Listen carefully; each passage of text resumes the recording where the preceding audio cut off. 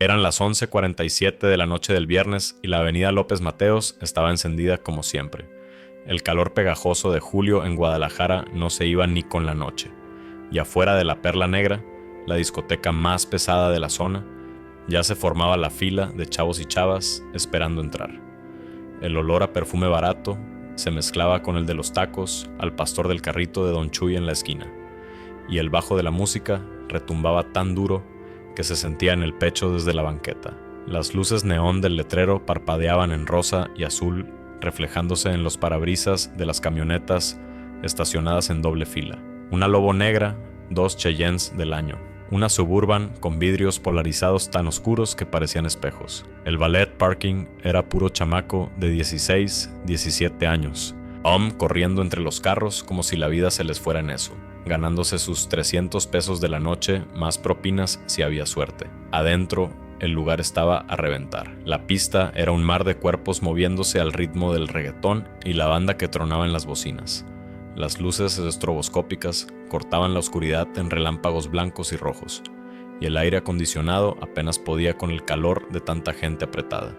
En las mesas VIP del segundo piso, las botellas de Buchanan's y Don Julio brillaban bajo las luces LED, rodeadas de cubetas con hielo y mezcladoras que nadie usaba. Las meseras, todas de minifalda negra y blusa ajustada, se movían entre las mesas con charolas llenas, esquivando manos que intentaban detenerlas, sonriendo aunque ya llevaban 6 horas en tacones que les estaban matando los pies. En la barra principal, junto a la entrada de los baños, estaba Ricardo Maldonado. Tenía 32 años y vestía como vestían todos esa noche. Jeans Levi's deslavados, camisa blanca de manga corta abierta hasta el tercer botón, zapatos casuales flexi que le había comprado su esposa en Coppel apenas el mes pasado. Un reloj Casio dorado en la muñeca izquierda. Nada ostentoso, nada que llamara la atención. Cabello corto, peinado con gel hacia atrás, bigote recortado, una cadena de oro delgada que se perdía bajo la camisa. Bebía cerveza, Corona directo de la botella, sin vaso, recargado en la barra con el codo, viendo a la gente pasar. No bailaba, no gritaba, no se movía mucho. Solo observaba, tranquilo, como quien conoce cada rincón del lugar porque lleva años viniendo, o tal vez porque tiene otras razones para estar ahí. Junto a él, 2 amigos de toda la vida. El Chino Valdés, apodo que le pusieron desde la primaria por los ojos rasgados, aunque no tuviera nada de asiático.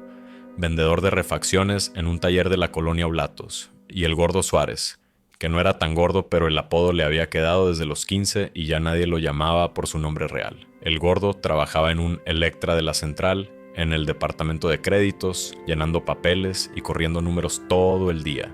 Los 3 se conocían desde la secundaria técnica, habían crecido jugando fútbol en las mismas calles polvorientas de Tlaquepaque, habían compartido caguamas en las banquetas cuando apenas tenían para una entre todos. Ahora, ya con familia, con hijos que alimentar y rentas que pagar, se veían cada viernes para recordar cuando la vida era más simple. Ricardo pidió otra ronda. La mesera, una chava de 22 años con el cabello largo y negro recogido en cola de caballo, abrió 3 cervezas heladas y las puso sobre la barra con servilletas que se mojaron al instante. El Chino sacó un billete de 200 pesos arrugado de la bolsa de su pantalón y lo dejó sobre la madera húmeda. Ricardo levantó su botella, la chocó contra las de sus amigos sin decir nada y todos bebieron. La música cambió a algo más lento, una de esas canciones de banda romántica que hacían que las parejas se fueran a la pista a bailar pegados. El ambiente se puso más denso, más íntimo, aunque el lugar seguía lleno hasta la puerta. Nadie notó cuando entraron. Llegaron en una Suburban blanca, sin placas adelante, polarizada hasta la madre. Se estacionó justo afuera, bloqueando la entrada del estacionamiento como si el lugar fuera suyo. Ni siquiera apagaron el motor. De ahí bajaron 5 hombres, todos entre 25 y 30 años, todos con la misma ropa. Pantalón de mezclilla oscuro, botas vaqueras, camisas de cuadros o lisas metidas por dentro, cintos con hebillas grandes. Nada extravagante, nada militar. Solo ropa normal de sábado, como la que usa cualquiera que vaya a un baile o una carne asada. Pero algo en ellos hacía que la gente se quitara del camino sin pensarlo. Tal vez la forma de caminar, con los hombros anchos y la mirada fija. Tal vez la manera en que no saludaban, no sonreían, no volteaban a ver a nadie. O tal vez era esa vibra que algunos hombres traen, esa energía que te dice que ya han hecho cosas, que ya cruzaron líneas que otros ni siquiera saben que existen. El que iba adelante se llamaba Jonás, aunque nadie lo llamaba así. Para todos era el Grillo. Le decían así porque desde morro no se callaba nunca, siempre hablando, siempre haciendo ruido, hasta que un día aprendió que el silencio sirve más que las palabras. Ya no hablaba tanto, tenía 29 años, la cara marcada por una cicatriz delgada que le bajaba desde la ceja derecha hasta la mejilla. Recuerdo de una bronca con navajas en un table dance de Tlajomulco cuando apenas tenía 20. Pelo rapado al 2, barba cerrada, tatuaje de la Virgen de Guadalupe en el antebrazo derecho y otro de un escorpión en el cuello que se asomaba por encima del cuello de la camisa. Caminaba despacio, con las manos libres a los costados, mirando todo con calma, registrando cada detalle. Los de seguridad en la puerta lo vieron llegar y ninguno dijo nada. Uno de ellos, un tipo grande con camisa negra y radio en el cinturón, Som hasta bajó la mirada cuando el Grillo pasó junto a él. Detrás venían los otros 4. El Mantis, flaco como un palo de escoba, con tatuajes que le subían por el cuello y le bajaban por las manos, ojos hundidos y sonrisa torcida. El Checo, más callado todavía que el Grillo, con lentes oscuros aunque ya fuera de noche, complexión robusta y manos grandes que siempre estaban moviéndose, tocando el cinturón, ajustando la camisa, inquietas. El Ruso, apodo que le pusieron porque tenía los ojos claros y la piel blanca aunque era de Jalisco de 4ª generación. Alto y fornido, con una gorra de los Yankees que nunca se quitaba. Y el más joven, al que solo le decían el Morro, 19 años recién cumplidos, cara de niño todavía, pero mirada ya dura, movimientos nerviosos, ansioso por demostrar que podía estar ahí con los grandes. Entraron sin pagar cover. Nadie les pidió nada. El de la puerta que cobraba, un señor de 50 y tantos, con chaleco reflectante y una libreta donde apuntaba los nombres de los que reservaban mesa, ni siquiera los volteó a ver cuando pasaron. Los 5 se metieron directo al lugar, cruzando la pista sin saludar a nadie, sin detenerse. La gente se hacía a un lado instintivamente, no porque los reconocieran, no porque supieran quiénes eran, sino porque algo en su forma de moverse te decía que no te convenía estorbarles el camino. El Grillo subió las escaleras al 2º piso, donde estaban las mesas VIP. El Mantis y el Checo se quedaron abajo, uno junto a la barra, otro cerca de la puerta de emergencia del fondo. El Ruso se fue hacia el área de los baños, recargándose en la pared con los brazos cruzados, mirando a todos los que entraban y salían. El Morro se quedó en medio de la pista, tratando de verse casual, pero todos podían notar la tensión en sus hombros, en la forma en que no dejaba de tocar su cinturón, en cómo sus ojos no paraban de moverse. Arriba, el Grillo caminó entre las mesas VIP hasta la que estaba más al fondo, junto a la pared de cristal con vista a toda la pista. Ahí estaban sentados 4 hombres, todos con camisas caras, relojes que brillaban bajo las luces, botellas a medio terminar sobre la mesa. Uno de ellos, el que estaba en medio, era el Tigre. 38 años, dueño de 3 negocios en la zona, una tlapalería, una refaccionaria y un lote de autos usados. Pero todo eso era fachada. El Tigre movía mercancía desde hacía 10 años. Controlaba 3 colonias en la periferia de Guadalajara y respondía directamente a gente pesada, muy pesada. Cuando vio llegar a El Grillo, sonrió. Se conocían de antes, habían trabajado juntos en Michoacán, años atrás, cuando las cosas todavía no estaban tan calientes. El Grillo se sentó sin que lo invitaran. El Tigre le sirvió un vaso de whisky y los dos brindaron. Hablaron en voz baja, lo suficiente para que nadie más escuchara, aunque con el volumen de la música nadie hubiera podido de todas formas. El Grillo señaló hacia abajo, hacia la barra principal, y el Tigre siguió su mirada. Desde ahí arriba se veía todo, las luces, la gente, las mesas, y en la barra, recargado con su cerveza, estaba Ricardo Maldonado, platicando con sus 2 amigos, ajeno a todo. El Grillo dijo algo. El Tigre frunció el ceño. Luego asintió, bebió de su vaso, se limpió la boca con el dorso de la mano y sacó su celular. Marcó un número, esperó. Cuando contestaron, solo dijo 3 palabras. Luego colgó, le devolvió la mirada a El Grillo y le hizo una seña con la cabeza. Todo estaba arreglado. Abajo, en la barra, Ricardo seguía tranquilo. El Gordo Suárez le estaba contando una historia de su jefe en Electra. Algo sobre un cliente que quiso comprar una pantalla de 80 pulgadas, con puro cambio en monedas de 10 pesos, y los 3 se estaban riendo. Ricardo bebió otro trago de cerveza, ya iba en su cuarta, sintiendo el calor subir por el pecho, el ambiente cada vez más pesado, más borroso. El chino pidió una botana, unas papas con salsa valentina que llegaron en un plato de plástico rojo. Los tres comieron con las manos, limpiándose los dedos en las servilletas de papel que ya estaban hechas bolas sobre la barra. El grillo bajó las escaleras despacio. Pasó junto a una pareja que bailaba pegada, junto a un grupo de chavas que se tomaban selfies con un celular con funda de brillos, junto a dos tipos que discutían a gritos sobre fútbol aunque ninguno podía escuchar bien al otro. Llegó hasta la barra. Se paró a 3 metros de Ricardo. No lo miró directamente. Solo pidió un tequila. La mesera se lo sirvió en un caballito con sal y limón. Él lo bebió de un trago, dejó el vaso sobre la barra y entonces, sí, volteó. Ricardo sintió la mirada antes de verla. Esa sensación rara que te recorre la espalda cuando sabes que alguien te está observando. Levantó la vista y ahí estaba el grillo, mirándolo fijo, sin pestañear, sin sonreír, sin hacer nada más que verlo. Ricardo frunció el ceño. No lo conocía, nunca lo había visto, o al menos eso pensaba, pero algo en esa mirada le hizo sentir un frío que no tenía nada que ver con el aire acondicionado. El chino notó la tensión. Dejó de reírse. El gordo también. Los tres se quedaron callados, viendo a el grillo, que seguía sin moverse, sin decir nada. Entonces el grillo sonrió. Fue una sonrisa pequeña, apenas una curva en la comisura de los labios, pero en sus ojos no había nada. Ninguna emoción, ninguna humanidad, solo algo vacío y frío. Ricardo tragó saliva. Dejó su cerveza sobre la barra con cuidado, como si un movimiento brusco pudiera romper algo. El grillo dio un paso hacia él, luego otro. El ruido de la música seguía machacando, la gente seguía bailando, riendo, gritando, pero para Ricardo el mundo se había reducido a esos pocos metros entre él y ese hombre que no dejaba de mirarlo. El chino le puso una mano en el hombro a Ricardo, una mano temblorosa. El gordo se hizo para atrás, queriendo desaparecer entre la gente, pero Ricardo no se movió, se quedó ahí, parado, esperando. Porque en el fondo sabía que correr no servía de nada, que si esto era lo que él pensaba, ya era demasiado tarde. El grillo llegó hasta él, se paró tan cerca que Ricardo podía oler su colonia barata mezclada con sudor y cigarro.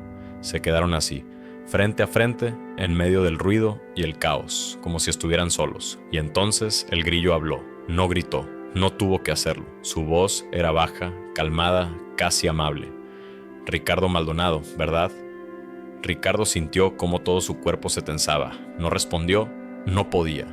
La garganta se le había cerrado. El grillo inclinó la cabeza, como si estuviera estudiándolo, tratando de decidir algo. Te estábamos buscando, compa. Y ahí fue cuando Ricardo supo que todo había terminado. No porque el grillo lo hubiera amenazado, no porque hubiera sacado un arma o hecho algún movimiento violento, sino por la forma en que lo dijo, con esa calma, con esa seguridad. Como quien ya tiene todo resuelto y solo está cumpliendo un trámite. Pero lo que el grillo no sabía, lo que ninguno de ellos sabía, era quién era en realidad Ricardo Maldonado. No el Ricardo que bebía cervezas con sus amigos los viernes, no el que pagaba su renta en un departamento de 2 cuartos en la colonia Ferrocarril, no el que compraba sus zapatos en Coppel y usaba reloj Casio. Ese Ricardo era real. Sí, pero era solo una parte, una máscara, una vida construida con cuidado, con paciencia, durante años. Porque Ricardo Maldonado también tenía otro nombre, y uno que muy pocos conocían, uno que no aparecía en ningún registro oficial, en ninguna nómina, en ninguna base de datos, un nombre que se susurraba en ciertos círculos, en ciertas habitaciones oscuras donde se tomaban decisiones que afectaban a cientos de personas, un nombre que tenía peso, historia, sangre. El grillo estaba tan concentrado en Ricardo que no vio cuando el mantis, desde el otro lado de la barra, le hizo una seña sutil, apenas un movimiento de cabeza. Tampoco vio cuando el checo se acercó por la izquierda, moviéndose entre la gente como una sombra. El ruso ya estaba bajando las escaleras desde el segundo piso, con el celular en la mano, escribiendo algo rápido antes de guardarlo. Pero Ricardo sí los vio, porque llevaba toda la noche viéndolos, desde que entraron, desde que se posicionaron. Sabía exactamente dónde estaba cada uno, sabía cuántos eran, sabía qué venían a hacer, y sabía que no venían por él por accidente. Alguien los había mandado, alguien que creía que Ricardo era un objetivo fácil, un trabajador común, un tipo que no importaba, un error que había que corregir, pero ese alguien no sabía la verdad.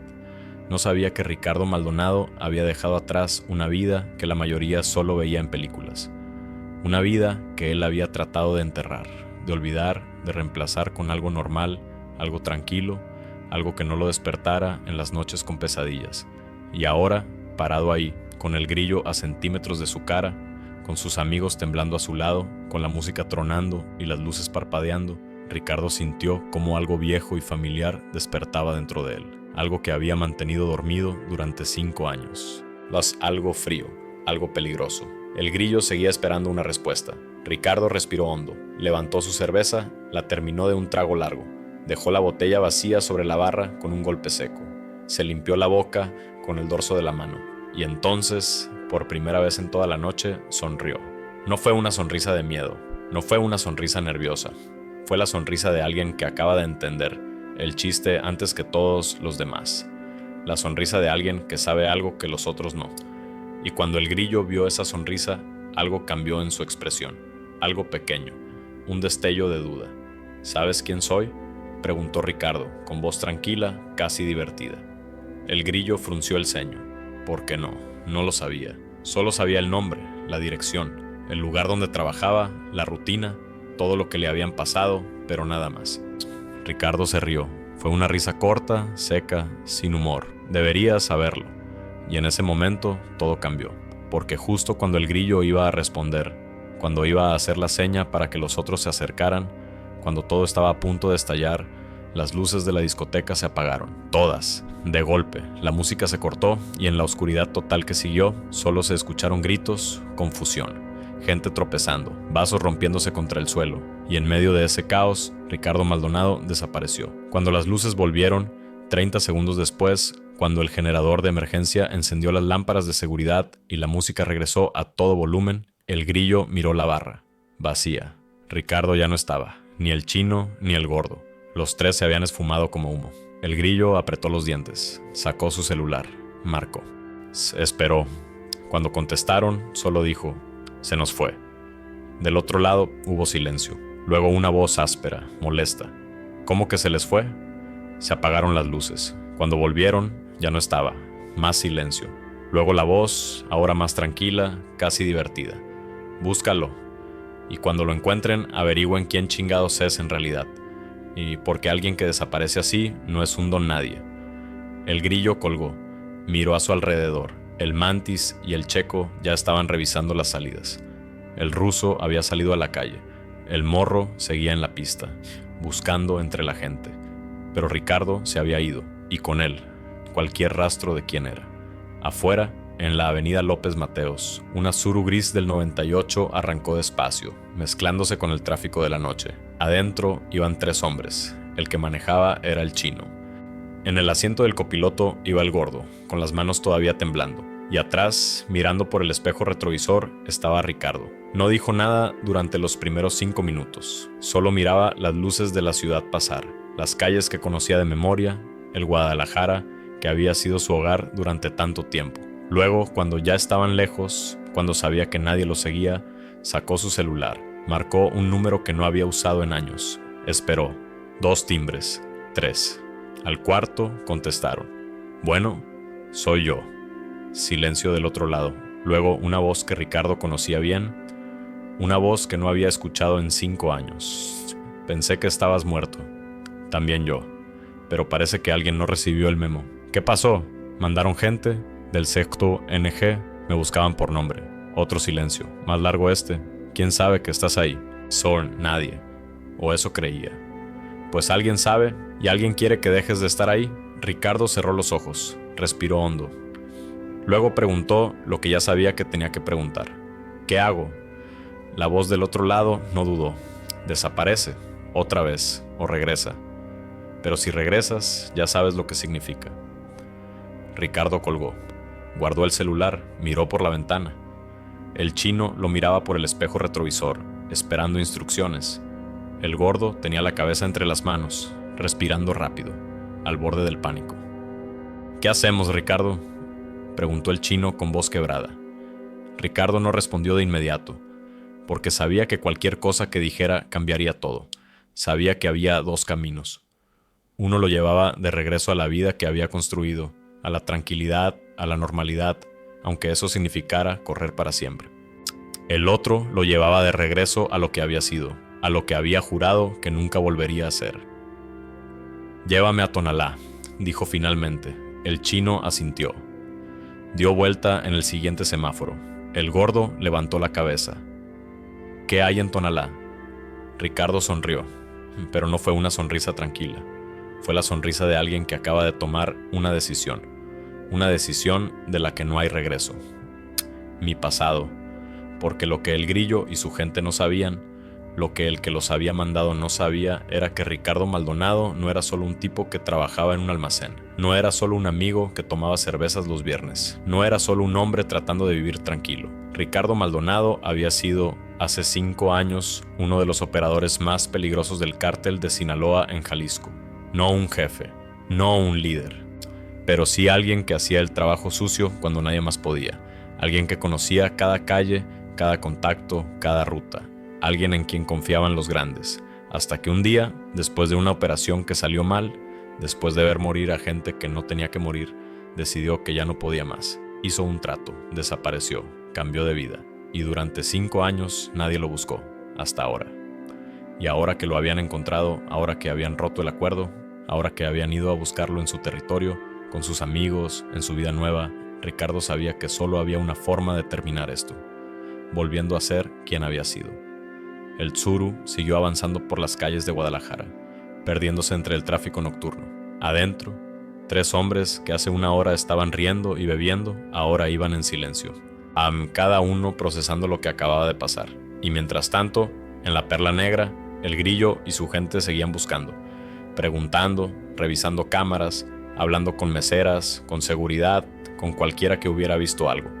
Pero nadie sabía nada, porque Ricardo había aprendido, hace mucho tiempo, a desaparecer cuando era necesario. Era una de las muchas habilidades que había desarrollado en su otra vida. Una vida que había intentado olvidar.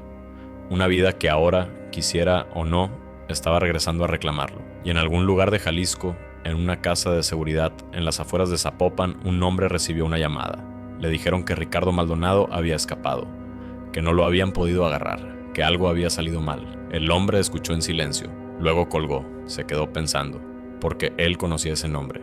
Paul Ricardo Maldonado. Lo conocía de antes, de cuando las cosas todavía no estaban tan divididas, de cuando Sinaloa y CJNG todavía podían hacer negocios sin matarse. Y si Ricardo era quien él pensaba que era, entonces acababan de cometer un error grande, porque no habían ido a buscar a un don nadie, habían ido a despertar a un fantasma. El Tsuru llegó a Tonalá pasadas las 2 de la mañana. Las calles estaban vacías, apenas iluminadas por los postes de luz que parpadeaban cada tanto, amenazando con apagarse. El chino manejaba despacio, siguiendo las indicaciones que Ricardo le iba dando desde el asiento trasero, sin preguntar nada, con las manos aferradas al volante como si soltarlo fuera a caerse al vacío.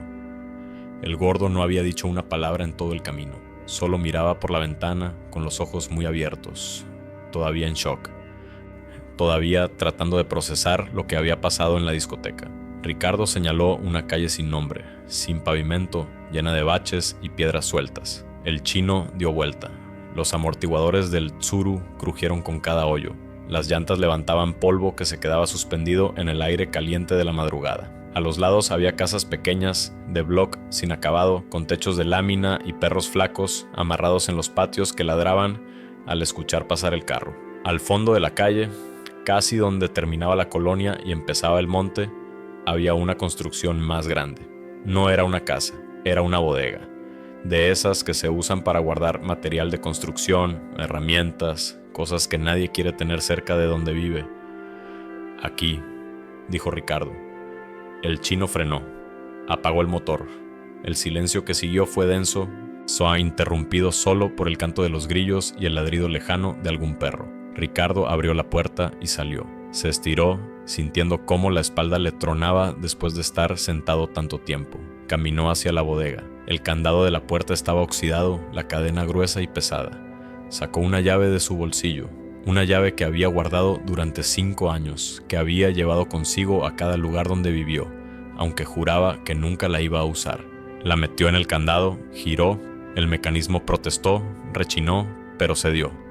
La cadena cayó al suelo con un ruido metálico que resonó en la noche. Ricardo empujó la puerta.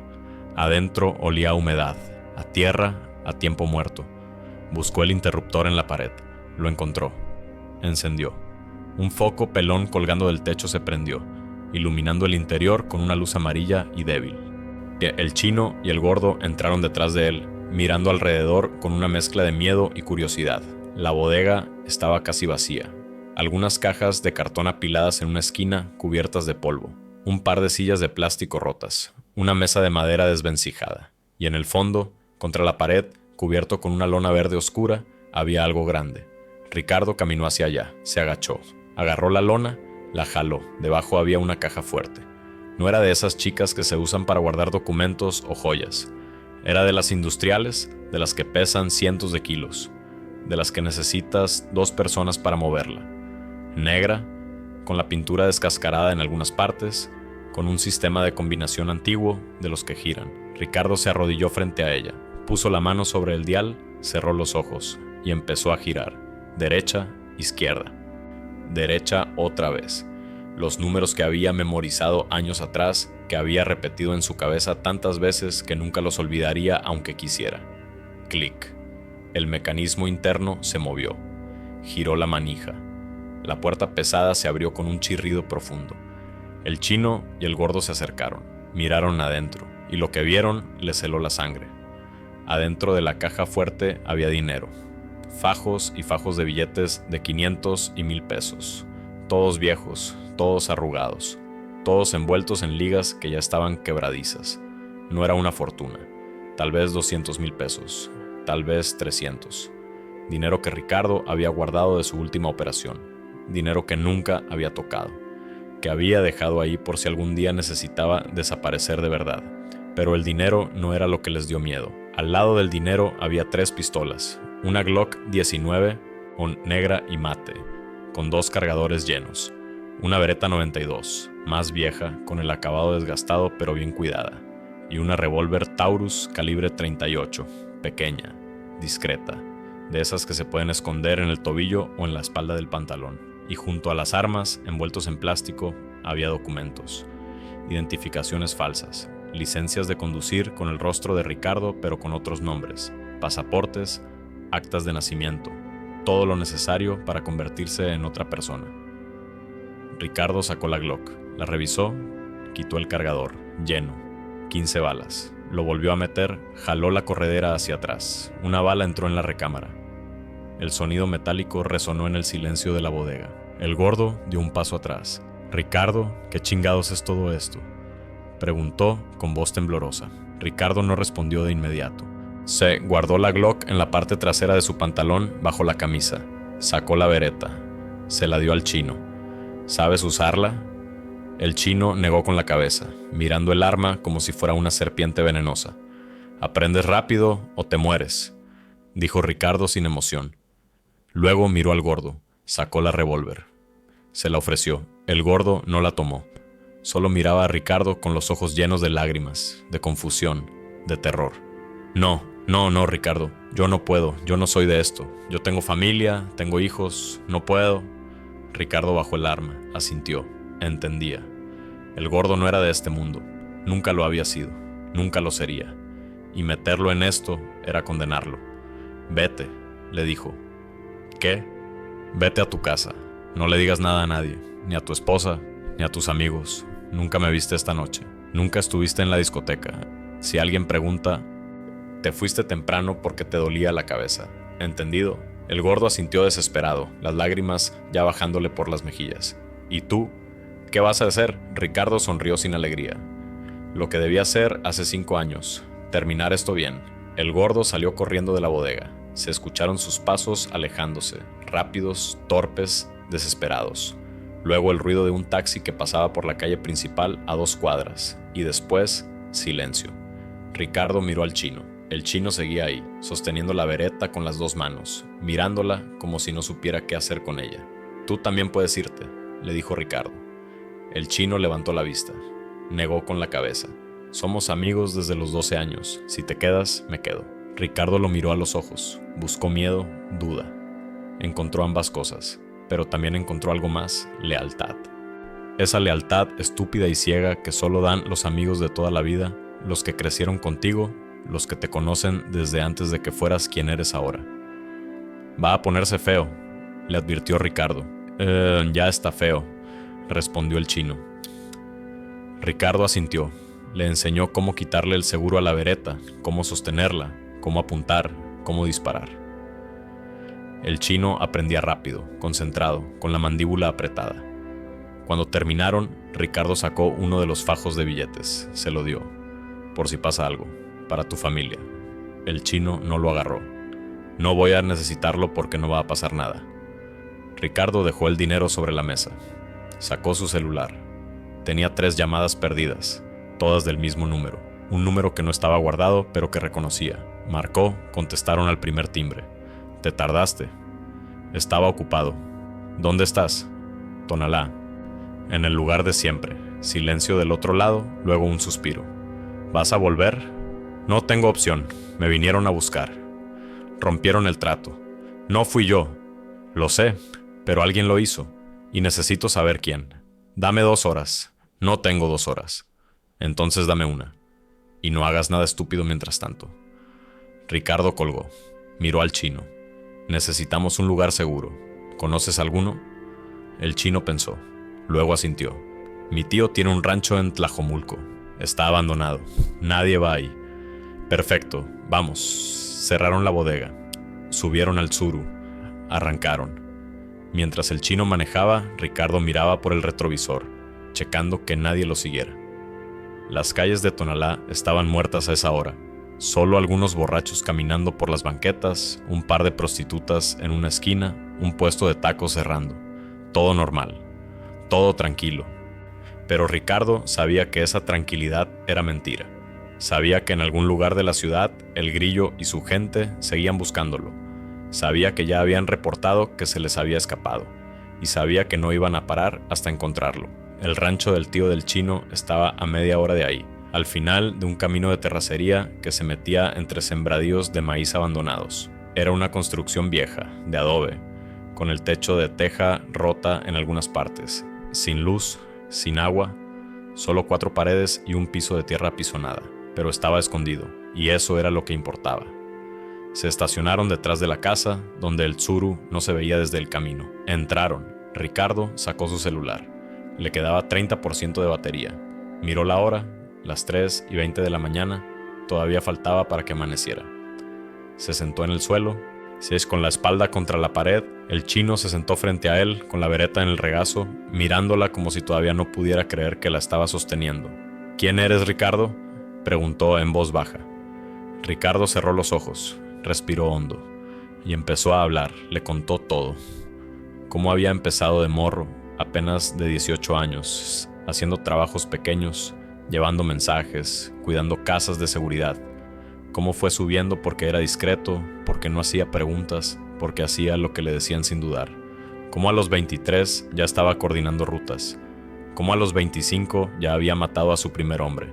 No porque quisiera, sino porque le dijeron que si no lo hacía, lo matarían a él. Le contó cómo durante años vivió en ese mundo, moviéndose entre casas de seguridad, cambiando de ciudad cada 6 meses, y entonces sin poder tener nada, sin poder confiar en nadie. Cómo conoció gente que al mes estaba muerta. Cómo vio cosas que nunca debió ver. Cómo hizo cosas que nunca debió hacer. Y le contó cómo un día, después de una operación en Colima, donde murieron 5 personas inocentes que estaban en el lugar equivocado, algo se rompió dentro de él. Cómo fue con su jefe y le dijo que se quería salir. Cómo su jefe le dijo que de esto no se sale, que la única salida es en una caja. Pero también cómo ese jefe, que había sido su mentor, que le tenía cierto cariño, le ofreció un trato: desaparecer, cambiar de vida, no hablar nunca de lo que había hecho, y a cambio lo dejarían en paz. Ricardo aceptó, se fue a Guadalajara, consiguió trabajo en un almacén, se inventó una historia, conoció al chino y al gordo en un partido de fútbol en un parque, se hizo su amigo, se construyó una vida normal y durante 5 años nadie lo molestó, hasta ahora. El chino escuchó todo en silencio. Cuando Ricardo terminó, se quedó mirándolo durante un largo rato. Luego habló. ¿Mataste gente? Ricardo asintió. ¿Mucha? Ricardo no respondió. No hacía falta. El chino tragó saliva. ¿Y ahora qué? Ahora encuentro quién me vendió. Y lo arreglo. ¿Y después? No hay después. O termino esto, o me muero. El celular de Ricardo vibró. Un mensaje. Lo abrió.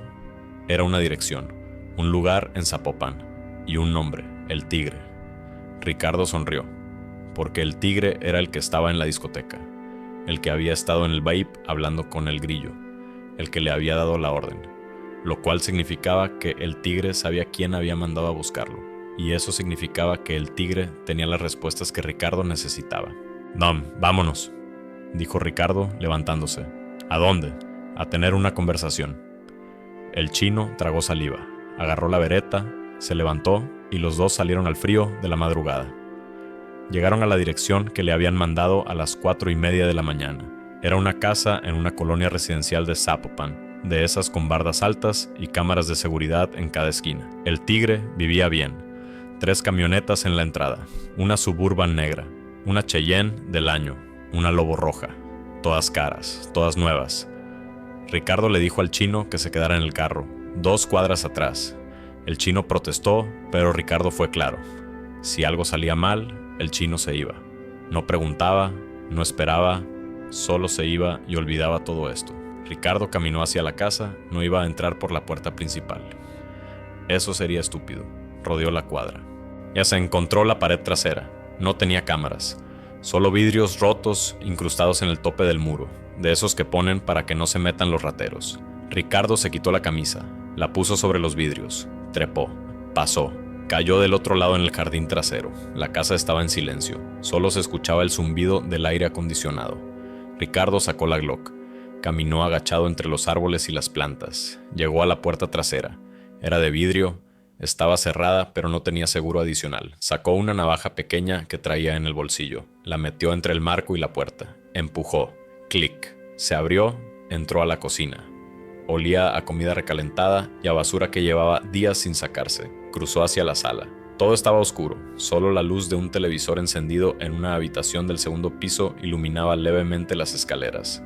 Ricardo subió despacio, pisando en las orillas de los escalones para que no crujieran. Llegó arriba. Había 3 puertas, una estaba abierta, el baño, vacío. Las otras 2 estaban cerradas. Ricardo pegó el oído a la primera. Silencio. A la segunda. Respiración. Ronquidos leves.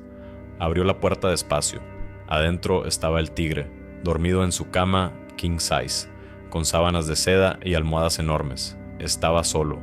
Su esposa probablemente estaba en otra habitación, o tal vez de viaje. Junto a la cama había una pistola sobre el buró, una Colt 1911, cromada, grabada con iniciales, llamativa, inútil. Ricardo caminó hasta el buró, agarró la Colt, la guardó en su cinturón. Luego se sentó en la orilla de la cama. Puso el cañón de la Glock contra la sien del Tigre. El Tigre despertó de golpe. Abrió los ojos. Los enfocó, vio a Ricardo. Todo su cuerpo se tensó. «No grites», dijo Ricardo en voz baja. «Si gritas, te vuelo la cabeza y salgo por donde entré. Nadie me va a encontrar.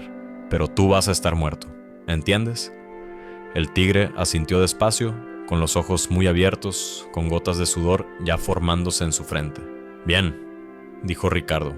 «Ahora vamos a platicar. Y vas a decirme todo lo que quiero saber, porque tu vida depende de eso». Durante los siguientes 20 minutos, el Tigre habló. Le contó todo. Cómo hace 2 semanas había llegado un tipo de Ciudad de México. Un tipo joven, de unos 30 años, con acento chilango, vestido como oficinista, pero con ojos de sicario. Cómo ese tipo le había preguntado si conocía a Ricardo Maldonado. Cómo el Tigre había dicho que no. Cómo el tipo le había mostrado una foto vieja, de hace años, donde Ricardo aparecía con otros hombres, en otra ciudad, en otra vida. Y cómo el tipo le había dicho que Ricardo era un traidor, que había robado dinero del cártel hace 5 años, que había desaparecido, y que ahora alguien muy importante quería encontrarlo, no para matarlo, todavía no. Primero querían hablar, querían saber dónde estaba el dinero, pero el Tigre no sabía nada de ningún dinero robado. Lo único que sabía era que le habían dado $20,000 para que encontrara a Ricardo y le avisara. Así que el Tigre investigó, preguntó, puso gente a buscar. y después de una semana encontró a Ricardo Maldonado trabajando en un almacén, viviendo tranquilo, tomándose sus cervezas los viernes. El tigre le avisó al tipo de Ciudad de México. El tipo le dijo que mandara gente discreta, que lo levantaran sin hacer ruido, que lo llevaran a una casa de seguridad y que después ellos se encargarían. Eso fue todo lo que el tigre sabía. Ricardo lo escuchó sin interrumpir. Cuando el tigre terminó, Ricardo se quedó pensando, porque nada de eso tenía sentido. Él nunca había robado dinero, nunca había traicionado a nadie, había cumplido el trato, se había ido, se había quedado callado. ¿Por qué ahora, 5 años después, alguien venía a buscarlo? ¿Quién era el tipo de Ciudad de México?, preguntó Ricardo. No sé, nunca me dijo su nombre. ¿Cómo te contactó? Por teléfono, un número que ya no existe. Lo chequé después. ¿Para quién trabajaba? No sé, pero traía billete y traía respaldo. Gente pesada. Ricardo apretó los dientes, porque esto era más grande de lo que pensaba. Alguien estaba moviendo piezas, alguien con recursos, alguien que quería algo de él. Y lo peor era que Ricardo no sabía qué. El grillo trabaja para ti. No, trabaja para el CJNG. Yo solo les pasé el dato. Ellos mandaron a su gente. ¿Cuántos saben que me estaban buscando? Solo yo. Y el tipo de Ciudad de México, y el grillo, nadie más. Ricardo asintió, le creyó, porque el tigre estaba demasiado asustado para mentir, y porque sabía que si mentía, Ricardo se daría cuenta. Última pregunta, dijo Ricardo, ¿dónde encuentro a el grillo? El tigre dudó. Ricardo presionó la Glock más fuerte contra su cabeza. Tiene un departamento en la colonia americana. Edificio azul, 3er piso. Apartamento 302. Ricardo se levantó, guardó la Glock, miró al tigre. Vas a olvidarte de esta noche, vas a olvidarte de mí, vas a decirle a quien te pregunte que no sabes nada, que Ricardo Maldonado desapareció, que probablemente ya está muerto. Ah, ¿entiendes? El tigre asintió desesperado. Y si me entero de que hablaste con alguien, si me entero de que le dijiste a alguien que estuve aquí, voy a regresar. Y la próxima vez no vamos a platicar. ¿Queda claro? Clarísimo. Ricardo salió de la habitación, bajó las escaleras, cruzó la cocina, salió por la puerta trasera, trepó el muro, cayó del otro lado, caminó las 2 cuadras hasta donde estaba el chino esperándolo en el tsuru. ¿Qué pasó?, preguntó el chino cuando Ricardo subió. Conseguí lo que necesitaba. Ahora vamos a terminar esto. Manejaron hasta la colonia americana. Encontraron el edificio azul. Se estacionaron enfrente. Eran las 5:30 de la mañana. Ya estaba empezando a clarear. El cielo se veía gris. Todavía sin sol, pero sin estrellas. Las calles empezaban a llenarse de gente yendo a trabajar. Señoras con bolsas del mandado, chavos en bicicleta repartiendo periódicos, barrenderos con sus carritos naranjas. Ricardo miró el edificio. 3 pisos. Fachada vieja, pintura descascarada. Departamentos pequeños. El tipo de lugar donde vive gente que tiene dinero para algo mejor que una vecindad, pero no tanto como para una casa. Espérame aquí, le dijo al chino. No, voy contigo. Ricardo lo miró. Vio la determinación en sus ojos. Asintió. Los dos bajaron, entraron al edificio. No había elevador, solo escaleras de concreto. Subieron al 3er piso. Encontraron el apartamento 302. Ricardo tocó la puerta. Suave. 3 toques. Nadie respondió. Ricardo tocó otra vez. Nada. Probó la manija. Cerrado. Miró al chino. El chino entendió. Se hizo a un lado. Ricardo dio un paso atrás y pateó la puerta con toda su fuerza. La puerta se abrió de golpe. El marco de madera se astilló. Ricardo entró con la Glock en alto. El chino entró detrás con la bereta, temblando pero firme. El departamento estaba vacío. No vacío de gente. Vacío, vacío. Sin muebles, sin ropa, sin nada. Solo las paredes con pintura vieja y el piso de mosaico sucio. Ricardo revisó las habitaciones. El baño, la cocina, todo igual, nada. El grillo ya no vivía ahí, o nunca había vivido ahí, o el tigre les había dado información falsa. Ricardo apretó los dientes, sacó su celular, marcó el mismo número de antes, esperó, contestaron. ¿Qué pasó? El tigre me dio una dirección falsa. O se movieron antes de que llegaras. ¿Dónde estás? Colonia Americana. Salte de ahí, ahora. Ese lugar está caliente. Ricardo miró por la ventana, y ahí fue cuando lo vio. Una Suburban blanca estacionándose abajo, y de ella bajando 4 hombres, armados, buscando. «¡Mierda!», dijo Ricardo. Colgó, agarró al chino del brazo. «Nos vamos, ya». Corrieron hacia la puerta. Bajaron las escaleras de 2 en 2, pero cuando llegaron al segundo piso, escucharon pasos subiendo, voces, gritando, buscando. Ricardo se detuvo. Miró a su alrededor. Había una ventana que daba al callejón trasero. La abrió, miró hacia abajo. 3 metros de caída, tal vez 4. Se asomó el chino. «No puedo», dijo, con voz quebrada. «Sí puedes». Ricardo saltó primero. Cayó en cuclillas, rodó para amortiguar el golpe. Le dolió la rodilla, pero se levantó. El chino seguía arriba, paralizado. Ricardo le gritó: «¡Salta!». El chino cerró los ojos. Saltó. Cayó mal. Se escuchó un crujido. Gritó. Se agarró el tobillo. Ricardo lo levantó. Prácticamente lo cargó. Corrieron por el callejón. Detrás de ellos, gritos. Alguien había visto la ventana abierta. Alguien estaba gritando que se habían escapado por ahí. Ricardo y el chino llegaron al Tsuru. Subieron, arrancaron. Las llantas chillaron contra el pavimento. En el retrovisor, Ricardo vio cuando 2 de los hombres armados salieron corriendo del edificio, apuntándoles con sus armas, pero ya estaban demasiado lejos. Manejaron sin rumbo durante 20 minutos, cambiando de calles, asegurándose de que nadie los siguiera. Cuando estuvieron seguros, Ricardo se estacionó en un Oxxo. El chino se había puesto pálido, respiraba rápido, con el tobillo hinchándose dentro del zapato. «Tienes que ir a un hospital», le dijo Ricardo. «No puedo. Si voy, van a hacer preguntas». «Pues invéntate algo. Diles que te caíste borracho». El chino asintió, pero no se movió. Se quedó ahí, sentado, mirando al frente, procesando todo lo que había pasado en las últimas horas. «No vamos a lograrlo, ¿verdad?», dijo en voz baja. Ricardo no respondió, porque no sabía la respuesta. Su celular sonó. Era un mensaje, de un número desconocido. Lo abrió. «Sé lo que buscas. Nos vemos en el Panteón de Mezquitán, solo, a las 7 de la mañana. Si llevas compañía, te mueres». Ricardo miró la hora. 6:15. Le quedaban 45 minutos.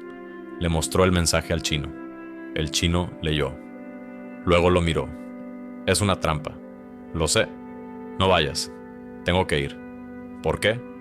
«Porque quien sea que mandó ese mensaje sabe algo. Y necesito esas respuestas». Ricardo bajó del carro. Le dio las llaves al chino. «Vete a tu casa. Cuídate de tu familia. Y gracias. Por todo».